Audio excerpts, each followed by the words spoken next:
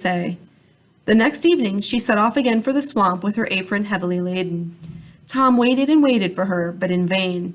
Midnight came, but she did not make her appearance. Morning, noon, night returned, but she still did not come. Tom now grew uneasy for her safety, especially as he found she had carried off in her apron the silver teapot and spoons and every portable article of value. Another night elapsed, another morning came, but no wife. In a word, she was never heard of more. What was her real fate nobody knows, in consequence of so many pretending to know. It is one of those facts which have been What was her real fate nobody knows, in consequence of so many pretending to know. It is one of those facts which have become confounded by a variety of historians. Some asserted that she lost her way among the tangled mazes of the swamp and sank into some pit or slough. Others, more uncharitable, hinted that she had eloped with the household booty and made off to some other province, while others surmised that the tempter had decoyed her into a dismal quagmire on the top of which her hat was found lying. In confirmation of this, it was said a great black man with an axe on his shoulder was seen late that very evening coming out of the swamp, carrying a bundle tied in a check apron with an air of surly triumph. The most current and probable story, however, observes that Tom Walker grew so anxious about the fate of his wife and his property that he set out at length to seek them both at the Indian fort. During a long summer's afternoon he searched about the gloomy place, but no wife was to be seen. He called her name repeatedly, but she was nowhere to be heard. The bittern alone responded to his voice as they flew screaming by, or the bullfrog croaked dolefully from a neighboring pool. At length, it is said, just at the brown hour of twilight, when the owls began to hoot and the bats began to flit about, his attention was attracted by the clamor of carrion crows hovering about a cypress tree. He looked up and beheld a bundle tied in a check apron and hanging in the branches of the tree, with a great vulture perched hard by, as if keeping watch upon it. He leaped with joy, for he recognized his wife's apron and supposed it to contain the household valuables. "Let us get a hold of the property," said he consolingly to himself, "and we will endeavor to do without the woman." As he scrambled up the tree, the vulture spread its wide wings and sailed off screaming into the deep shadows of the forest. Tom seized the checked apron, but, woeful sight, found nothing but a heart and liver tied up in it. Such, according to this most authentic old story, was all that was to be found of Tom's wife. She had probably attempted to deal with the black man as she had been accustomed to deal with her husband. But though a female scold is generally considered a match for the devil, yet in this instance she appears to have had the worst of it. She must have died game, however, for it is said Tom noticed many prints of cloven feet stamped upon the tree and found handfuls of hair that looked as if they had been plucked from the coarse black shock of the woodsman.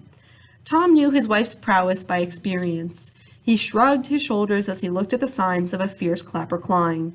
"Egad," he said to himself, "old Scratch must have had a tough time of it." Tom consoled himself for the loss of his property with the loss of his wife, for he was a man of fortitude.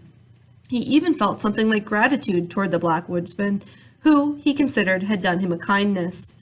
He sought, therefore, to cultivate a further acquaintance with him, but for some time without success. The old blacklegs played shy, for whatever people may think, he is not always to be had for calling for. He knows how to play his cards when he is pretty sure of his game. At length, it is said, when delay had whetted Tom's eagerness to the quick, and prepared him to agree to anything rather than not gain the promised treasure, he met the black man one evening in his usual woodsman's dress, with his axe on his shoulder, sauntering along the swamp and humming a tune. He affected to receive Tom's advances with great indifference, made brief replies, and went on humming his tune. By degrees, however, Tom brought him to business, and they began to haggle about the terms on which the former was to have the pirate's treasure. There was one condition which need not be mentioned, being generally understood in all cases where the devil grants favors. But there were others about which, though of less importance, he was inflexibly obstinate. He insisted that the money found through his means should be employed in his service. He proposed, therefore, that Tom should employ it in the black traffic. That is to say, he should fit out a slave ship. This, however, Tom resolutely refused. He was bad enough in all conscience, but the devil himself could not tempt him to turn slave trader. Finding Tom so squeamish on this point, he did not insist upon it, but proposed instead that he should turn usurer. The devil, being extremely anxious for the increase of usurers, looked upon them as his Finding Tom so squeamish on this point, he did not insist upon it, but proposed instead that he should turn usurer, the devil being extremely anxious for the increase of usurers, looking upon them as his peculiar people. To this, no objections were made, for it was just to Tom's taste. "You shall open a broker's shop in Boston next month," said the black man. "I'll do it tomorrow if you wish," said Tom Walker. "You shall lend money at 2% a month." "Agad, I'll charge 4, replied Tom Walker. "You shall extort bonds, foreclose mortgages, drive the merchants to bankruptcy." "I'll drive them to the devil," cried Tom Walker. "You are the usurer for my money," said Blacklegs with delight. "When will you want the rhino?" "This very night." "Done," said the devil. "Done," said Tom Walker. So they shook hands and struck a bargain. A few days' time saw Tom Walker seated behind his desk in a counting house in Boston. His reputation for a ready-moneyed man who would lend money out for a good consideration soon spread abroad. Everybody remembers the time of Governor Belcher, where money was particularly scarce. It was a time of paper credit. The country had been deluged with government bills. The famous land bank had been established. There had been a rage for speculating. The people had run mad with schemes for new settlements.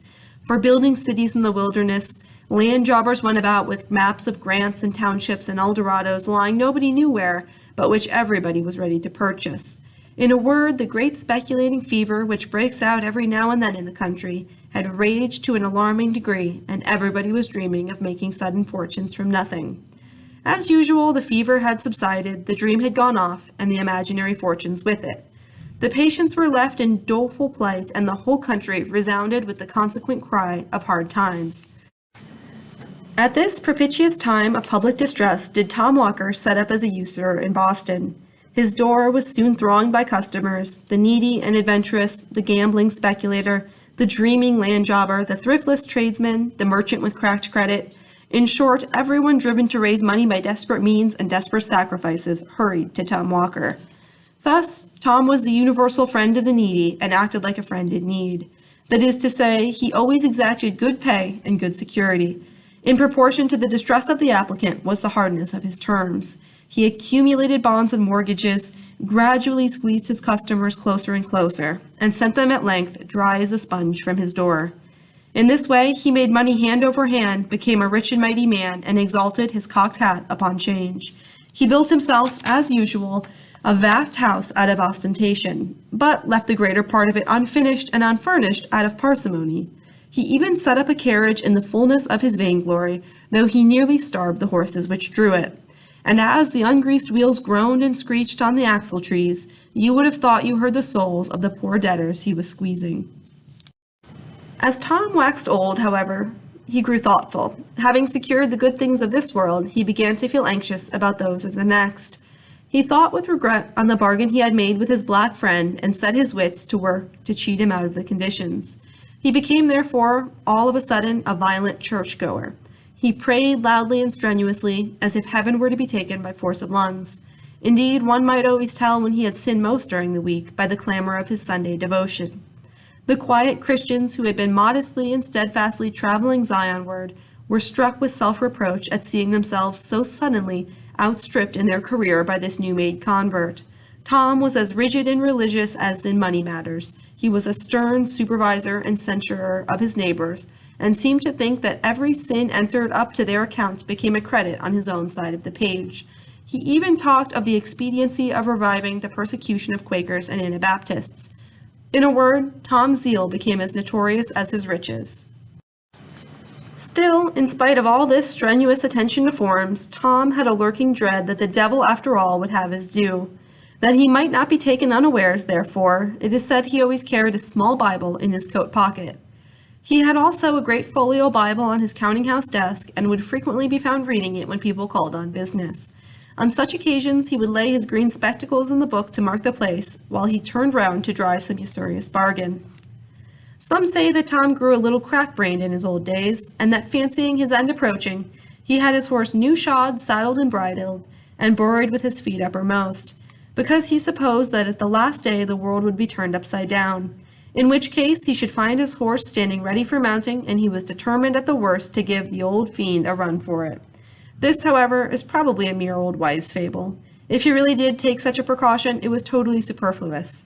At least, so says the authentic old legend, which closes his story in the following manner.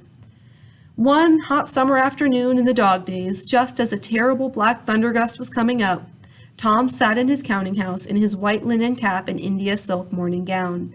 He was on the point of foreclosing a mortgage by which he would complete the ruin of an unlucky land speculator for whom he had professed the greatest friendship.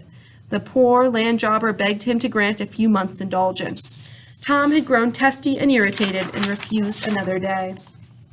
"My family will be ruined and brought upon the parish," said the land jobber.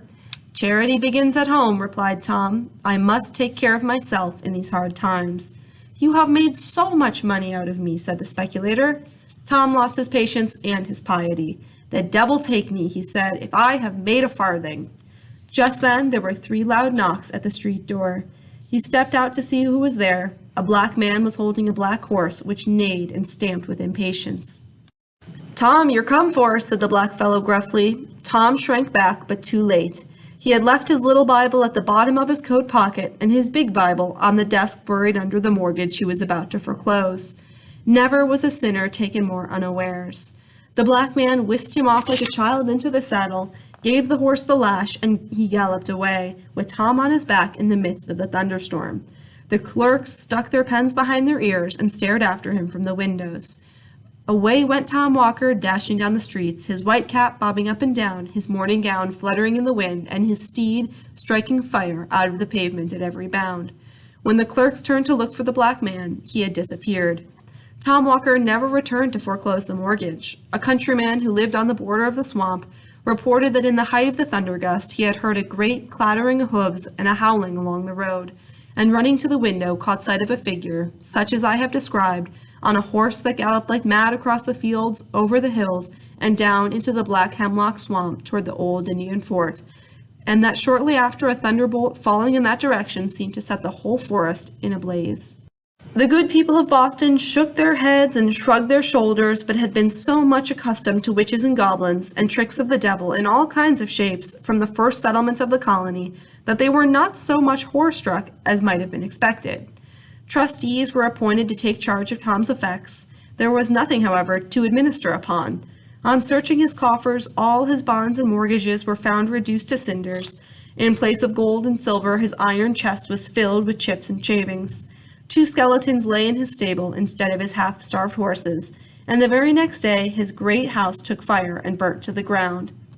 Such was the end of Tom Walker and his ill-gotten wealth. Let all griping money brokers lay this story to heart. The truth of it is not to be doubted. The very hole under the oak trees whence he dug Kid's money is to be seen to this day. And the neighboring swamp and old Indian fort are often haunted in stormy nights by a figure on horseback in morning gown and white cap, which is doubtless the troubled spirit of the usurer. In fact, the story has resolved itself into a proverb so prevalent throughout New England of the devil and Tom Walker.